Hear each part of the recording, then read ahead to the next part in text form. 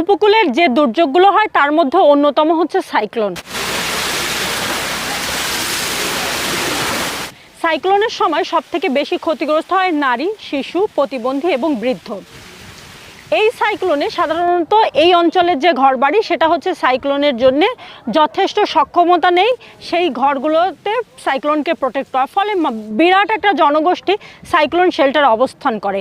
কিন্তু নারীরা সাধারণত বা যুবতীরা সাইক্লোন শেল্টারগুলোতে যেতে চায় না। তার মূল কারণ হচ্ছে সাইক্লোন শেল্টারে পর্যাপ্ত আলো না থাকা, ফলে জেন্ডার বেস ভায়োলেন্স হওয়ার একটা বিরাট সম্ভাবনা থাকে এবং এই ধরনের ঘটনা হামেশাই হয়।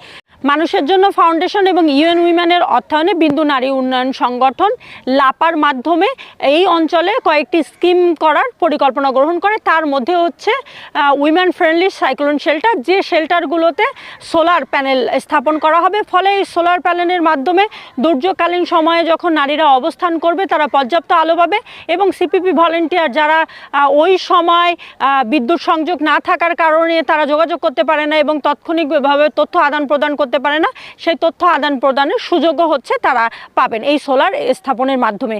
পাশাপাশি সারা বিশ্ব জুড়ে যে ক্লাইমেট চেঞ্জ হচ্ছে এবং কার্বন যে পরিমাণে ইমিশন হচ্ছে সেইটাকে রোধ করবে, ফলে কার্বন মিটিগেট করবে এবং এটি একই সাথে এই স্কিমটি অ্যাডাপ্টেশন এবং মিটিগেশন দুটিতে কাজ করবে। এই এলাকায় প্রচুর পরিমাণে ঝড় বৃষ্টি হয়, যার কারণে আমরা সহ ওই এলাকার সকল লোকজন আমরা এই স্কুলে আশ্রয় নিই।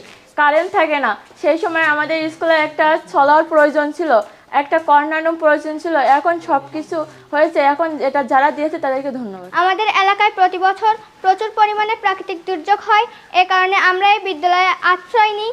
কিন্তু বিদ্যুৎ চলে গেলে আমাদের ভয় লাগে, তাই আমাদের একটা সোলার এবং একটি সুরক্ষা কর্নার দেওয়া হয়েছে। কর্তৃপক্ষকে ধন্যবাদ।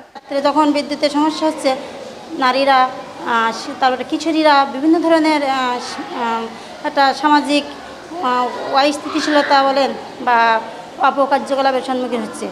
তো আমাদের স্কুলটাকে আলোকিত রাখার জন্য যে বিন্দু নারী সংগঠন কর্তৃক একটা সৌরবিদ্যুৎ এবং সৌরবিদ্যুৎ দেওয়া হয়েছে, তার জন্য আমি বিন্দু উন্নয়ন সংগঠনের কাছে খুবই কৃতজ্ঞ।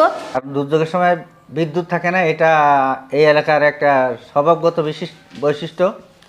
তো সোলার না থাকার কারণে নারী, শিশু এবং বৃদ্ধরা তারা এখানে রাত্রি যাপন করতে অনেক কষ্ট পায়। তারা বিভিন্নভাবে ওই কোনো রকমে টিকে থাকে, আবার অনেকেই আলোর অভাবে এখানে আসতে চায় না। সেজন্য এই বিন্দুর পক্ষ থেকে আমরা যে সোলার সিস্টেমটা পেয়েছি, এটা আমাদের স্কুলের জন্য এবং শুধু স্কুলের জন্য না, এই এলাকার দুর্যোগপ্রবণ মানুষের জন্য এমন এক সুবিধা বয়ে আনছে যেটা আমরা চিন্তা কল্পনা করতে পারবো না।